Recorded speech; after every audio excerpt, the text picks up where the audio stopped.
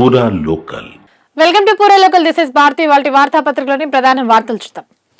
ముందుగా ఈనాడు చూసుకున్నట్లయితే మనమే పరిష్కరించుకుందాం, న్యాయస్థానాలు వద్దు, కూర్చొని చర్చిద్దామంటూ కూడా ఈ కృష్ణా జలాల బోర్డు ఏదైతే ఉందో ఈ కృష్ణా జలాలకు సంబంధించి ఇరు రాష్ట్రాల మధ్య ఒక ఒప్పందానికి రావాలి, ఈ పోరాటాలు వద్దు అంటూ కూడా Telangana CM Revanth Reddy AP CM చంద్రబాబుకు విజ్ఞప్తి చేసినట్టు కూడా తెలుస్తుంది. సో ఈ నీటి అంశం పైన తుది నిర్ణయానికి రావాలి, శాశ్వత పరిష్కారం కావాలని సూచించినట్టు కూడా తెలుస్తుంది. సో ఇక్కడ చూసుకుంటే ఆంధ్రప్రదేశ్లోని పార్టీలు నీటి అంశాలపై రాజకీయాలు మానుకోవాలి అంటూ కూడా ఆయన హితవు పలికినట్టే తెలుస్తుంది. సో ఇది వరకు చూసుకుంటే ఈ వ్యాఖ్యలన్నీ సీఎం చంద్రబాబు చేశారు. ఏపీ సీఎం చంద్రబాబు తెలంగాణ రాజకీయ పార్టీలను ఉద్దేశించి చేశారు. ఇప్పుడు తెలంగాణ వైపు నుండి ఏపీకి వెళ్తున్న ఇవే హితువులన్నీ. ఇక దీది ఈడీ డి అంటే డి అన్నట్టుగా ప్రస్తుతం కొనసాగుతుంది. సో దక్షిణ కోల్కతాలో కదం తొక్కిన తృణమూల్ నేతలు అలాగే కార్యకర్తలు. సో దీనికి కారణం ముఖ్యంగా ఢిల్లీలో అమిత్ షా కార్యాలయం ఎదుట ఎంపీలు ఆందోళన కూడా చేస్తున్నారు. సో అంతేకాకుండా దీనికి ప్రధాన కారణం బొగ్గు కుంభకోణంలో మనీ లాండరింగ్ కేసుకు సంబంధించి కోల్కతాలోని ఐపాక్ కార్యాలయంతో పాటు ఆ సంస్థ సహ వ్యవస్థాపకుడు ప్రతీక్ జైన్ నివాసంలో ఈడీ దర్యాప్తు చేయడమే, ఈడీ తనిఖీలు చేయడమే ప్రధాన కారణంగా కూడా కనిపిస్తుంది. సో మమతా పోలీసులు ఉన్నతాధికారులపై సిబిఐ దర్యాప్తుకు ఈడీ విజ్ఞప్తి చేసింది కూడా. సో ఈడీపై కేసు నమోదు చేసిన నేపథ్యంలో ఈడీ అలాగే మమత అలాగే పోలీసులు ఉన్నతాధికారులపై సిబిఐ దర్యాప్తు కూడా ఈడీ విజ్ఞప్తి చేస్తున్నట్టే తెలుస్తుంది. ఇక సైబర్ నేరాలపై ఇంటి నుంచే ఎఫ్ఐఆర్. సో బాధితులకు అండగా సి మిత్ర హెల్ప్ డెస్క్ పోలీసులు ప్రయోగం కూడా చేశారు దీని మీద.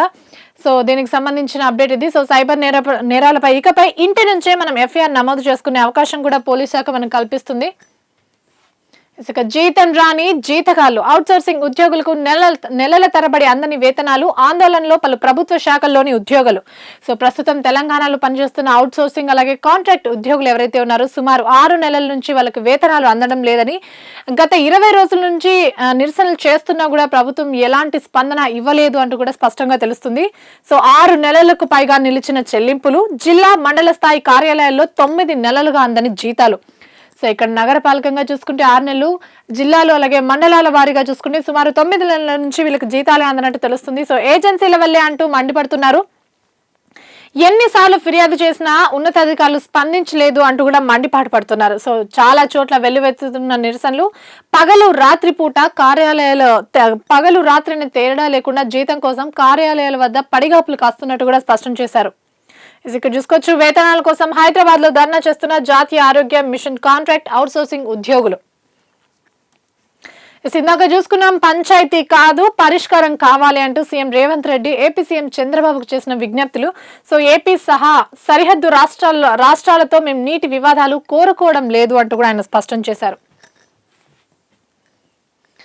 ప్రభుత్వ ఉద్యోగులందరికీ ప్రభుత్వం ఒక గుడ్ న్యూస్ చెప్పింది. సో ఇప్పటి నుంచి ₹1 కోటి ప్రమాద బీమా కూడా ప్రభుత్వ ఉద్యోగులకు ప్రకటించనున్నట్టు తెలంగాణ డిప్యూటీ సీఎం బట్టి విక్రమార్క చేసిన వ్యాఖ్యలు ఇవి. ఇక్కడ కూడా నీటి అంశానికి సంబంధించి సీఎం రేవంత్ రెడ్డి చేసిన విజ్ఞప్తి ప్రధానంగా కనిపిస్తుంది. పంచాయతీ కంటే పరిష్కారాలకే మొగ్గు చూపుతామంటూ కూడా. సో చర్చలతో సమస్యలకు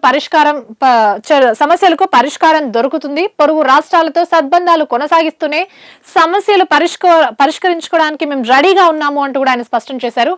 సో ఏపీ అడుగు ముందుకేస్తే మేము 10 అడుగులు ముందుకేస్తామంటూ కూడా స్పష్టం చేశారు ఆయన. ఇక చూసుకుంటే 83 లక్షల లంచం, టీటీడీకి 118 కోట్ల నష్టం. సో కల్తీ నెయ్యి అంశానికి సంబంధించి ఒక అప్డేట్ ఇది. సో కల్తీ నెయ్యి కేసులో నిందితుడిగా ఉన్న డైరీ నిపుణుడు విజయభాస్కర్ రెడ్డి అర్హత లేని డైరీలకు సహకారం అందించడం ద్వారా ఇన్ని నష్టాలు జరిగినట్టు కూడా తెలుస్తుంది. సో నెయ్యి నాణ్యతపై బోర్డుకు తప్పుడు సమాచారం కూడా అందించినట్టే తెలుస్తుంది. సో విజయభాస్కర్ రెడ్డి అవినీతిపై సిట్ వాదనలు కూడా వినిపించింది. కల్తీ నెయ్యి కేసులో ముందస్తు బెయిల్ని హైకోర్టు నిరాకరించినట్టు కూడా తెలుస్తుంది. ఇక్కడ చూసుకుంటే మోదీ ఫోన్ చేయలేదు, ట్రేడ్ డీల్ కుదరనే లేదు అంటూ కూడా భారత్ నుండి ఒక స్పష్టీకరణ మనకు కనిపిస్తుంది. సో అమెరికా వాణిజ్య శాఖ మంత్రి లుకౌట్ వ్యాఖ్య ఇది. భారత్ కు 3 వారాల సమయం ఇచ్చాం, చర్చలు ముగింపు దశలో ట్రంప్ కు కాల్ చేయాలని కూడా కోరాం. సో కానీ ట్రంప్ కు మోదీ ఫోన్ చేయలేదు, అందుకే ఒప్పందం నిలిచిపోయింది అంటూ కూడా వెల్లడించారు ఆయన. సో లూట్నిక్ వ్యాఖ్యల్లో నిజం లేదు అంటూ కూడా భారత్ స్పష్టం చేస్తుంది. సో మోదీ ఫోన్ చేశారు అన్నట్టు కూడా భారత్ చెబుతుంది, లేదు అన్నట్టు కూడా ఇప్పుడు అమెరికా ప్రభుత్వం చెప్తున్నట్టు తెలుస్తుంది. ఇక వెలుగులో ప్రధానంగా చూసుకుంటే రైల్వే స్టేషన్లు బస్టాండ్లో సంక్రాంతి రష్ నెలకొనింది. సో విద్యార్థులకు ఉద్యోగులకు ఈ నెల 10 నుండి సెలవులు ప్రారంభం కావడంతో ముందు రోజు సాయంత్రం నుంచే బస్టాండ్లు అలాగే రైల్వే స్టేషన్లు ప్రయాణికులతో కిక్కిరిసిపోతున్నట్టు కూడా తెలుస్తుంది. స్టూడెంట్లకు హాలిడేస్, ఊరి బాట పట్టిన జనం. సో సంక్రాంతి పండుగ సందర్భంగా సొంతూళ్లకు పయనమవుతున్నారు. సో 6431 ప్రత్యేక బస్సులు తెలంగాణ నుంచి నడవనున్నాయి. అలాగే 153 స్పెషల్ ట్రైన్లు కూడా అమల్లో ఉన్నాయి ప్రస్తుతం. సో విజయవాడ హైవేపై ట్రాఫిక్ కంట్రోల్ కు డ్రోన్లు కూడా ఏర్పాటు చేసినట్టు తెలుస్తుంది.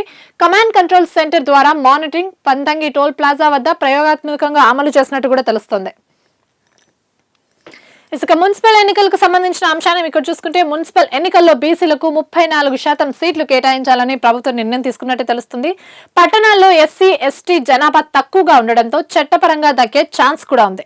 సో ఎస్టీలకు 3 నుంచి 4%, ఎస్సీలకు 13 నుంచి 14% సీట్లు కేటాయించాలి.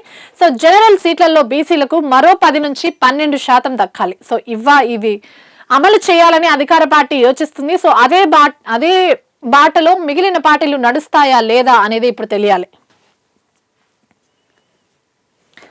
ఇదే నీటి అంశాలకు సంబంధించి ఇప్పటి వరకు తెలంగాణ సీఎం రేవంత్ రెడ్డి చేసిన వ్యాఖ్యలు చూసుకున్నాం. సో ఇప్పుడు ఏపీ సీఎం చంద్రబాబు చేస్తున్న కొన్ని వ్యాఖ్యలు ఇక్కడ చూసుకుంటే గొడవలతో ప్రయోజనం లేదు. సో ఏపీ సీఎం చంద్రబాబు కూడా ఒకటే విధంగానే మాట్లాడుతున్నారు. గొడవలతో ప్రయోజనం లేదు, కూర్చొని చర్చిద్దాం, సమస్యను పరిష్కరించుకుందాం అన్నట్టే ఆయన వైఖరి కూడా కనిపిస్తుంది. సో సామరస్యంగా ముందుకెళ్తేనే తెలుగు రాష్ట్రాలకు మేలు జరుగుతుంది అంటూ కూడా ఆయన పిలుపునిచ్చారు. సో నీటి కోసం తెలుగు వాళ్ళ మధ్య విద్వేషాలు ఎందుకు, పోలవరంతో గోదావరి నుంచి ఎన్ని నీళ్లైనా తీసుకుపోవచ్చు అంటూ స్పష్టం చేశారైనా. దీని నుంచి నల్లమల సాగర్ కు తరలిస్తాం, నదుల అనుసంధానం పూర్తయితే ఏపీని మించిన రాష్ట్రం ఏది ఉండదు అంటూ కూడా వ్యాఖ్యలు చేశారైనా. ఇసుక మేడారం జాతరకు వచ్చే భక్తులకు ఈసారి ప్రసాదంగా ఇప్ప పువ్వు లడ్డు ఇస్తున్నట్టు మంత్రి సీతక్క ప్రకటించారు. సో 18 మేడారం జాతరకి సీఎం రేవంత్ రెడ్డి కుటుంబ సమేతంగా వెళ్లనున్నారు. 18 రాత్రి అక్కడే బస చేసి 19 అమ్మవారిని దర్శించుకోనున్నారు. సో మొక్కులు చెల్లించి జాతరను ప్రారంభించున్నారు సీఎం రేవంత్ రెడ్డి. అలాగే రాజకీయాలకు అతీతంగా జాతరను సక్సెస్ చేయాలి అంటూ కూడా మంత్రి పిలుపునిచ్చారు.